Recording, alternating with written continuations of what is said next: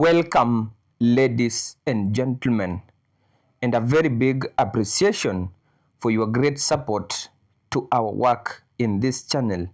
I want to remind you that your support is not taken for granted. We really appreciate it. Dear ladies and gentlemen, remember, I once told you in this channel that there was no hurry in replacing Raila Odinga. And the reason why they hurried to Oburu Oginga, making him the party leader, was because they knew Oburu Oginga cannot be a presidential candidate. Today, Governor Wanga was addressing people, and yesterday, somewhere in Ahero and somewhere in Rongo. And she says that only Raila could stand up and be competitive against Ruto. The reality is, Raila was not just running as an ODM candidate. Raila had 6.9 million votes in the last elections, and Ruto won by 7.1. That 6.9 had many communities. You know, there's even a narrative they are peddling that Kikuyus didn't support Raila. In that basket of 6.9, there were 1.1 million Kikuyu votes for Raila. Yeah? And now they are telling us that all those partners whom Raila left in Azimio, none of them can stand up and build on that support and bring in more people and drive Raila's dream. We cannot accept that. If they can't do it, I've said, listen, if you feel you cannot put a presidential candidate and a vice presidential candidate and see how to build a coalition to drive Raila's legacy, just quit and leave. Leave the party to people like Sifuna, Babu Owino and the rest of them. They'll come and get together with us and we drive Baba's coalition forward. What you're saying is you don't think Oburu Odinga should be there? As a presidential candidate? Oh, not the party leader, first of all. I don't want to talk about Demze. I was with him this morning. I don't want to say I don't like him. I don't want to say I don't. What I do know. Should he retire? Should he go home and rest? What I do know. ODM are deputy party leaders, correct? Yes. And under the constitution of the party, one of the deputy party leaders should have taken over on an interim capacity. That is what is in the constitution of ODM. They should not have parachuted somebody who held no office in the party to top leadership. Yeah, but made it look like it was part of inheritance. They were quick to do that, by the way. They did that very... They were directed. They were directed to do. By whom? Look at the plane when people were leaving Nairobi to go and bring Baba's body. Check who was in that plane, who then pretended, who got a phone call and pretended to be sick and left. Miraculously, by 6 the following morning, had convened a meeting. 7 o'clock, they had addressed the media. 8 o'clock, they were telling poor Mzee Oburu that we've made you the party leader. Mzee Oburu didn't know that he had been made the party leader. Come on. He didn't. Come on. Let's speak the truth. He didn't know. So the conspirators, one of them who was in that plane, who was supposed to go and help repatriate Baba's body, left. They've got matching orders that Sifuna must be out of office by March 7th. Those are matching orders. Why March 7th? Yeah? Why? Because that is the date for review of the 10-point agenda. So they want him out before. Are you talking about Junaid Mohammed by any chance? I'm not. Just recently, there have been claims that William Ruto is the one funding the Linda Ground rallies and everything that ODM does. And remember, I also said that one, that whoever funds you is the person who controls you. So if William Ruto is the one funding those rallies, then he had to control everything. And I want you to listen to this statement by Karoli Omondi. Karoli, who do you think is funding these people? External forces in charge of ODM. You're being very vague. They make decisions, they give them instructions, they cost what it will cost, what it will take to execute those instructions. They are facilitated, they do the job. Is it UDA? You know when they were in Mombasa, the information I have is that the first round of the meeting that suspended Sifuna, I think there was a stalemate. Yeah. By around midday, he seemed to have survived. But I think they were then given instructions, you have to deliver. So I think there was another meeting in the afternoon. Some people claim to have come back to Nairobi. Yeah. And so there was a second meeting. So is that true? That's propaganda. Is that true? That's propaganda. I'm saying that's what I've been told. No, and that's what I'm telling you, that don't say convenient truths to do politics. Because I hope that people by can midday it sober had up. been announced that Sifuna had survived. Yeah. True or not true? Yeah. By who? Edwin Sifuna has become an enemy of the leaders and some people just because of standing for the truth and standing for what Raila wanted. And actually, that one has made some leaders feel that Sifuna is trying to show us how powerful he is, and he is not powerful. That is what some leaders feel. Kama agencies wa chama na tunakuja kulobi other agencies to come into the party. The president of the UP. That is the position. That is the position. Kesara remains the president. Now I want to talk. Who was he?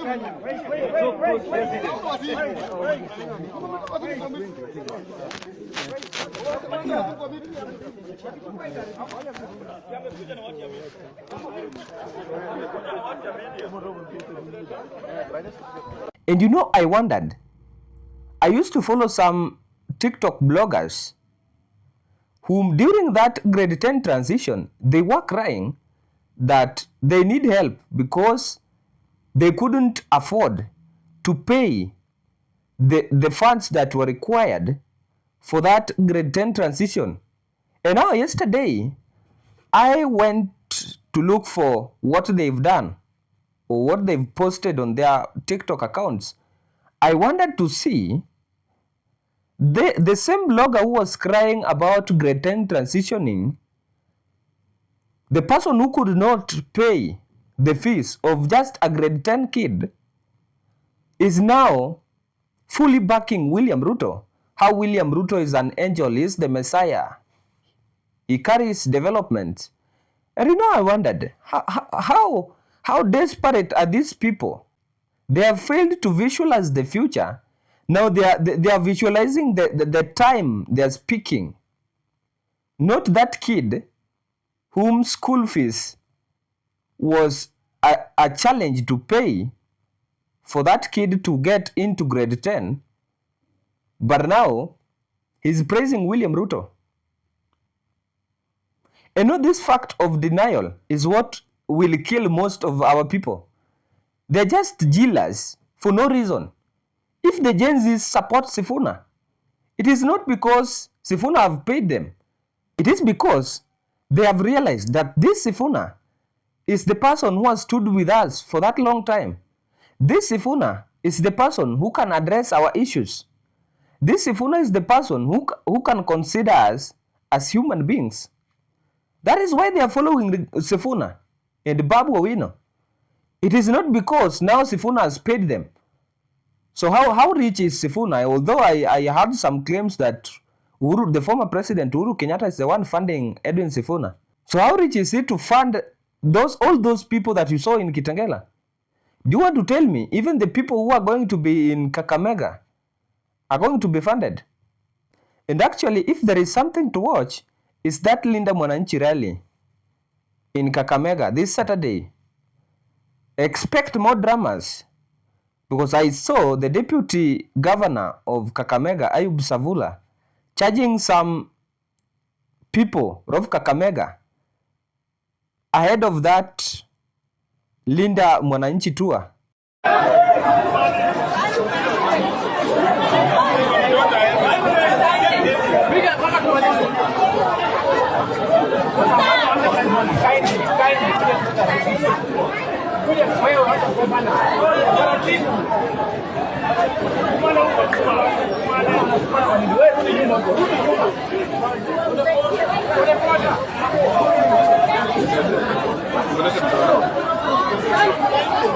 Remember, it is just some days ago that the president met some ODM MPs from Kakamega.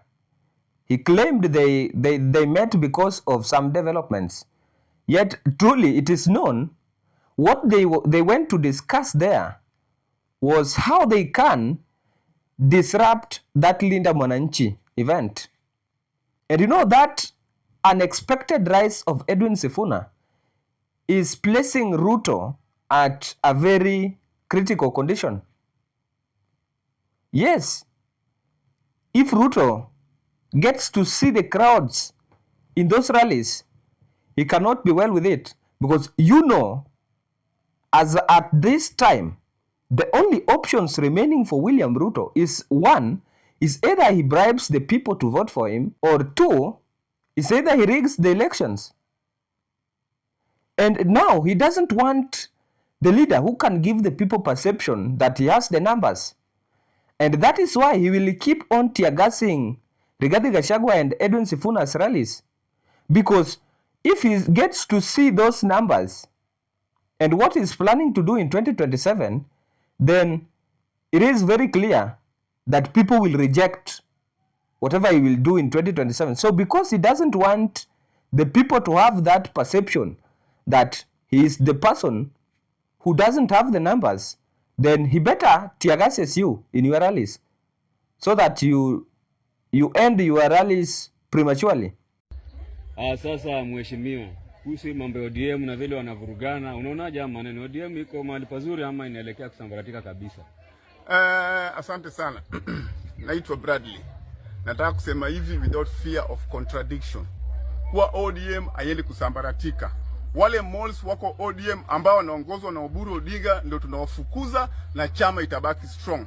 Hii chama ya ODM imeenda full circle. Na sasa tumejua wakina nani wamekuwa wakifanya baba akui rais. Wale watu wamekuwa wakifanya baba akui rais wameonekana leo. Yaani kwa Kiingereza tunasema the wheat and the chaff has been separated. Wale watu wanafanya baba akui rais ni hao watu wako katika huo muungano wa Oburu Odinga, Gladys Wanga, George Aladwa na hao wengine wote. Kwa sababu tunasema hivi, hakuna siku baba amekuwa akiita wapinzani wake ili waweze kuongea. Baba alikuwa anatafutwa. Sasa hivi tunaona kuwa tuko vitani. Miaka 1.5 kabla elections, kuna watu wamesema tunaenda kuongea. Mnaenda kuongea nini? Hakujafanyishwa uchaguzi. Wenye mnaenda kuongea nini? Kama walikuwa na njaa ya power, sasa tumewajua na tutaenda kuwa mention one by one. Kwanza wamechoka. Oburu amechoka, Aladu amechoka, Gladys Wanga amechoka, Junet amechoka, Joho amechoka. Kwa hivyo kama wanataka kujoin chama, waende wajoin chama. Sisi, Orengo, Sifuna na wengine wakina Babu Owino tutachukua hichi chama tukisongeze mbele, na chama cha ODM kinaanza create government in 2027. Upuzi yote ingine ya negotiation hiyo itakuja baada ya elections. Asante. Labda kwa kidogo tu kwa ufupi, labda huyu ODM bwana mheshimiwa inaweza simamisha nani akasimama hii kiti ya president? No, that is still premature. Wacha kwanza tupambane, tujengeze chama, tukiimarishe chama. Ikifika 2027, we'll have a solution for who is going to lead us. Nice. Now, I've watched Jalango and Sifuna, that rivalry. And Jalango is not going for that senatorial seat because he wants it or because he has interest in it. He's going for it because William Ruto has funded him to go for that senatorial seat just to outsit Sifuna as a simple way of dealing away with him. Yeah, anataka amalize Sifuna, so he's trying by all means to find a way that he can do away with Sifuna so that his popularity can go down. It's now a threat. If you watched yesterday what happened in Korogosho, where William Ruto and Absalom Odhiambo were heckled badly because of Sifuna.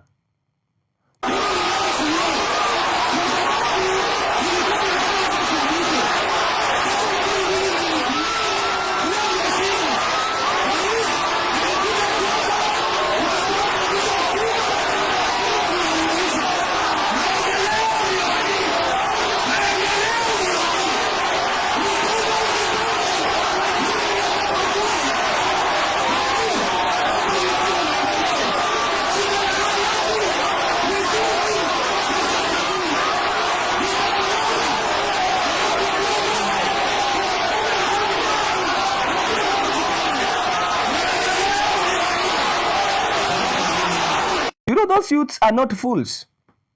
Those are normal youths who have not been paid, and they understand what is right for their country. And let it not sound to you that if someone does not support Ruto, then he deserves or she deserves a death sentence. It is not there. That is why we have this thing of democracy. And that is the freedom enjoyed in democracy. You see, you have to go the side you want, either left or right. And what I understand is that people only go where their interests are served. That is where they go. So if I feel that William Ruto is not serving my interests and join even Rigathi Gachagua or Edwin Sifuna, I'm not wrong. I've gone there because I feel those are places where my interest is being served. You see? So there is no crime in either supporting or not supporting William Ruto. But the question is, why are you supporting him? What has he done for you? How has he reduced the cost of living? How has he improved the health sector? You just had some 11 billion Kenya shillings getting lost under SHA scheme just 6 months after SHA was enrolled. You know, then there are some ghost hospitals and ghost schools where if there is money that is being sent for capitation in schools, these ghost schools also get the capitation. And if there is some funds sent to the hospitals for drugs and whatever, the ghost hospitals also find the money. So I wonder how you have suddenly changed to support William Ruto and you are not seeing the problems in the country. You remember, you are the people who are having the kids. You will need to educate them. You will need to shelter them. You will need to food them. You will need to clothe them. They will need to be treated. You know, they need good health. But if you are failing to vision that and visioning the money you are being given right now, then you are taking this country to a bad direction. Let us not lie to ourselves. Wherever you are heading with this country, you are the ones who will regret. Yes, and have this in mind. The way you are chanting Tutam is the way you are getting to support dictatorship in this country. Yes, if you followed William Ruto's campaigns or rallies recently, you'll understand that his desire is not leaving the power anymore. He doesn't want to leave that power. And his interest is becoming like Museveni or Samia Suluhu. You will hear him saying about how the countries that have developed because they enjoy dictatorship. That is whoever you want. You will come to regret it. Yes, you will come to. And what I've just realized is that if you are a leader who decides to address the issues of an ordinary citizen, or if you are a leader who is serving the interests of the people, then you become the enemy of the leaders. Most probably, those of William Ruto's administration. You know, there is a certain lie in between here. Those leaders supporting William Ruto under UDA party, those leaders are delivering the services to their people. These ODM leaders here, you see, these ODM leaders here singing Tutam under broad-based government, they've delivered nothing to their people. Nothing, absolutely nothing to their people. But they keep singing Tutam. And the people are now getting to buy the narrative of Tutam. They are failing to see the failures of this person. They are only visualizing William Ruto's money. And you know, if William Ruto decides to buy all people, he can buy you. Wewe unaweza pelekwa uwekwe kwa nyumba ingine hapo upewe manoti utoke wewe sasa ni kuimba tu Tutam. All what you can say is Tutam. You know, that is the advantage he has. So, Kenyans, let us decide on what is good for us and for our future. And if you've watched this podcast and you've not subscribed to this channel, I want to humbly request you to kindly subscribe to the channel and activate the notification. Like our videos and comment to show your support to our work in this channel. And to those who have already subscribed to this channel, we say thank you very much for your great support to our work in this channel.